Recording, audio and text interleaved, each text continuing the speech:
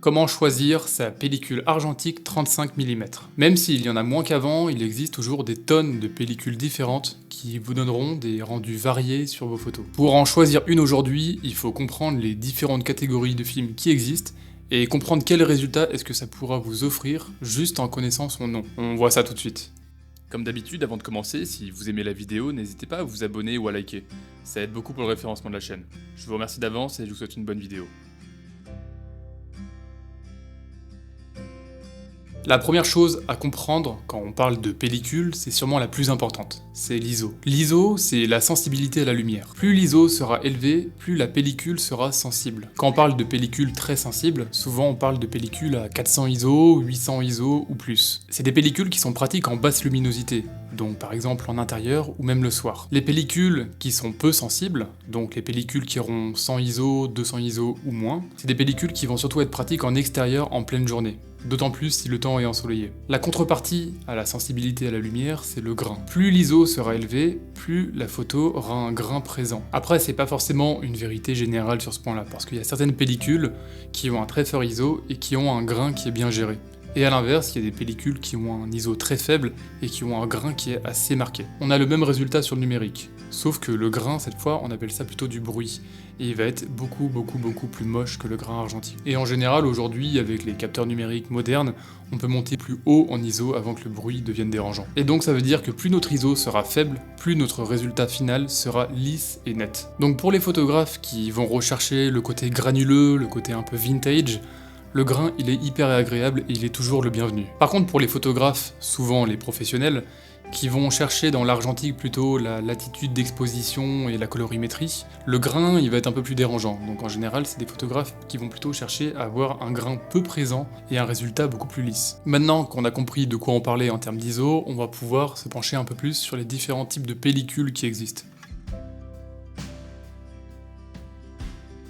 Les pellicules noires et blanches, c'est sûrement les plus connues et c'est ce qui a le plus fait le charme de l'argentique. Il y a énormément de marques différentes qui existent et beaucoup de rebranding. Le rebranding, pour ceux qui ne savent pas exactement de quoi il s'agit, c'est lorsqu'une marque va revendre un produit d'une autre marque simplement en changeant le nom sur le packaging. Pour les marques les plus connues, on a notamment Ilford, qui se situe au Royaume-Uni, avec la pellicule comme la HP5, qui est une pellicule hyper polyvalente, qui peut presque tout faire, qui est ultra répandue, et la Delta, qui se décline sous différentes sensibilités, et qui monte jusqu'à 3200 ISO, qui est à ma connaissance le maximum, et qui est vraiment pas courant. Ensuite, on a la très grande marque Kodak, dont on reparlera à plusieurs reprises dans la vidéo, qui se situe aux États-Unis, avec notamment la Tri-X, qui est une pellicule dont on a déjà parlé sur la chaîne, j'avais déjà fait une vidéo à ce sujet, je vous invite d'ailleurs à aller la voir si vous ne l'avez pas déjà vue. Et on a aussi la T-Max, alors en l'occurrence il s'agit bien d'une pellicule et non d'un véhicule à deux roues, et un petit peu comme la Delta, c'est une pellicule qui peut monter jusqu'à 3200 ISO. Pour continuer, on a la marque Foma, qui se situe en République tchèque, qui vend la pellicule, la Fomopan,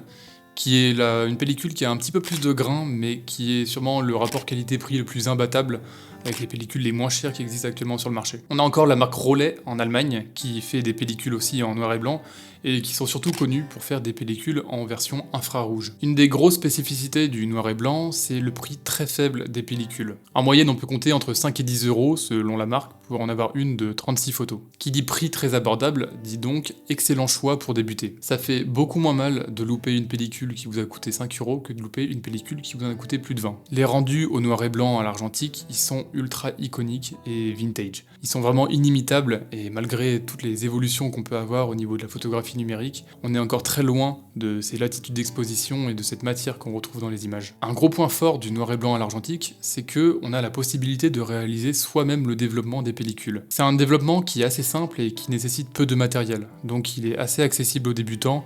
C'est des consignes qui sont relativement simples pour pouvoir développer ses premières pellicules. Sinon, vous pourrez simplement le faire en laboratoire, et pour le noir et blanc, il n'y a aucun souci, vous pourrez le faire dans n'importe quel laboratoire.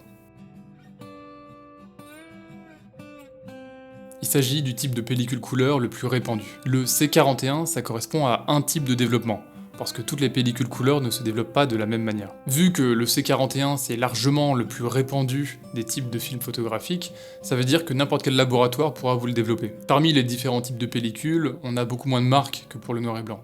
Cette fois, c'est Kodak qui est un des principaux leaders du marché. On retrouve la fameuse Gold 200, sur laquelle j'ai déjà également fait une vidéo, qui donne des tons très chauds, qui est une pellicule qui est vraiment très répandue et très agréable à utiliser. On a la Color Plus en 200 ISO également, qui a des couleurs un peu moins saturées, et aussi l'Ultra Max en 400 ISO, qui est elle complètement parfaite pour pouvoir être utilisée avec des appareils photo point and shoot. Ensuite on a les films qui sont plus orientés vers un public professionnel, donc la gamme des portraits, qui se décline en la version 160 ISO, 400 ISO et 800 ISO. Et pour finir, on a l'Hectar 100, qui est également plus orienté professionnel avec un grain vraiment très faible. Au-delà de Kodak, on a également la marque Fujifilm. Fujifilm, c'est une marque qui est petit à petit en train de disparaître en argentique, qui arrête les unes après les autres ces différentes pellicules. Et derrière, on retrouve Kodak, qui fait du rebranding sur la majorité des pellicules qui sont en circulation actuellement. Ça veut dire que souvent, lorsque vous allez avoir une Fuji 200, en fait, si vous regardez dans le détail, c'est juste une Gold 200 qui a été revendue sous le nom de Fuji. On a également la marque Cinestill, dont on reparlera un peu plus tard dans la vidéo, qui vend des pellicules qui sont un peu particulières, parce qu'elles sont très à la mode en ce moment.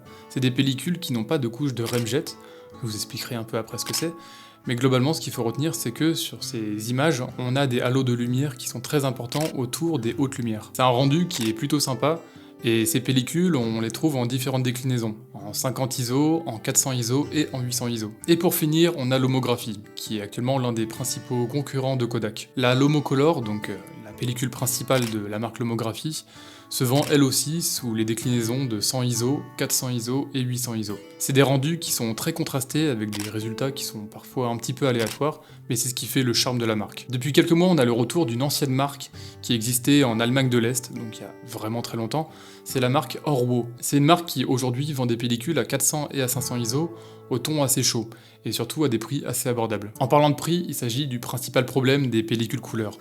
C'est que les prix des pellicules sont super variables d'une pellicule à une autre. Ça peut aller du simple au double. On commence en général les prix autour de 10 € la pellicule de 36 photos, et ça peut monter jusqu'à une vingtaine d'euros, voire plus si jamais on parle de portraits 800 ou de pellicules assez rares. Le résultat de la grosse montée des prix, il est lié à pas mal de choses, mais un des principaux facteurs, c'est qu'aujourd'hui, Kodak, ils ont quasiment le monopole de la vente de pellicules. Et vu qu'ils ont quasiment le monopole, ça veut dire qu'ils peuvent se permettre de monter les prix un petit peu comme ils veulent. Ils savent que tous les acheteurs seront obligés de s'orienter vers eux pour récupérer des pellicules. Je ferai une vidéo prochainement pour donner des conseils sur les pellicules les plus abordables possibles, parce que je pense qu'il y a vraiment moyen de s'en sortir sans dépenser des fortunes pour en acheter.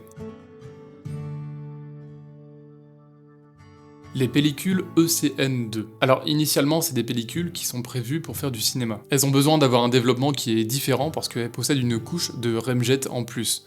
D'où leur nom ECN2 qui est différencié du nom C41 qu'on a vu juste avant. Aujourd'hui, quand on parle de ce type de pellicule, c'est quasiment exclusivement des Kodak Vision 3. Mais là pour le coup, elles ont vraiment été rebrandées par énormément de marques différentes. En général, dans ce type de pellicule, on a souvent la balance des blancs qui est indiquée, et on a deux types de balances différentes. On a les pellicules D pour Daylight, donc c'est des pellicules qui sont plutôt orientées pour faire des photos en pleine lumière, des photos en extérieur, qui vont avoir des tons plutôt chauds. Et on a les pellicules avec un T pour Tungsten. C'est des pellicules qui sont plutôt orientées pour de la lumière artificielle, pour des photos en intérieur, et donc qui vont avoir une balance des blancs plutôt froide. Les rendus de ces pellicules, ils sont souvent un petit peu moins contrastés. Ils donnent un effet beaucoup plus cinématographique. En général, on trouve des déclinaisons qui vont de 50 ISO, 100 ISO, 250 et 500 ISO. En fonction des marques vers lesquelles vous vous orientez, c'est des pellicules qui sont beaucoup moins chères en général que les C41. Vous pouvez compter en moyenne entre 8 et 12 € pour avoir une pellicule. Et si vous êtes vraiment motivé, il y a encore une manière de faire des économies, c'est de bobiner vous-même les pellicules. Parce que la Kodak Vision 3, la pellicule qui est originaire de toutes ces marques, elle est vendue directement en rouleau, prête pour le cinéma. Donc ça veut dire que si vous avez le matériel nécessaire, vous pouvez bobiner vous-même vos propres pellicules. La contrepartie, comme dit plus tôt, c'est que vu que c'est un développement différent, ça veut dire que c'est pas forcément cette fois-ci tous les laboratoires qui pourront vous le faire. Comme ce sont des pellicules qui sont plus rares, et ça veut également dire que ça va être plus rare de trouver un laboratoire qui pourra vous la développer. Et malheureusement, en général,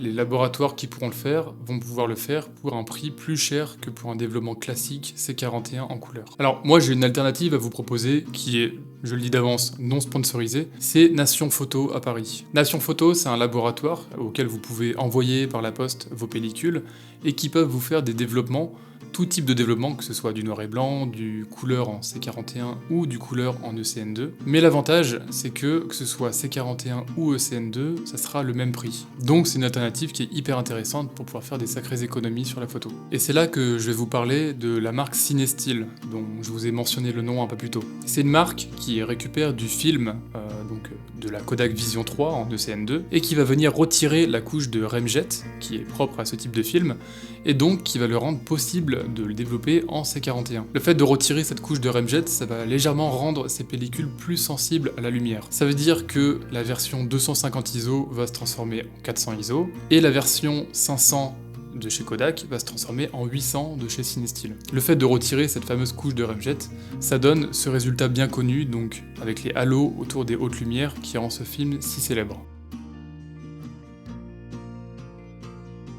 La troisième grande catégorie connue des pellicules couleur, c'est la catégorie des E6. En fait, cette catégorie, elle est vraiment très différente des deux premières parce que cette fois, on va pas parler de pellicules négatives, mais de positifs. Ça veut dire que quand vous allez prendre votre pellicule entre les mains, vous allez directement pouvoir voir vos photos en version miniature, mais à la bonne couleur et avec des rendus très précis. Depuis 5-6 ans environ, il y a Kodak qui a réintroduit une nouvelle gamme qu'ils avaient arrêtée depuis pas mal d'années, c'est l'Ektachrome 100. Alors le prix de ce type de pellicule, c'est plus cher que ce qu'on a vu jusqu'ici. C'est des pellicules qui étaient prévues à l'origine pour des projections ou pour un usage professionnel. Souvent on parlait de diapositives. Elles sont très impressionnantes à avoir entre les mains parce qu'elles ont un rendu qui est ultra fidèle et ultra précis. C'est des pellicules qui sont vraiment orientées soit pour des professionnels, soit pour des usages hyper ponctuels.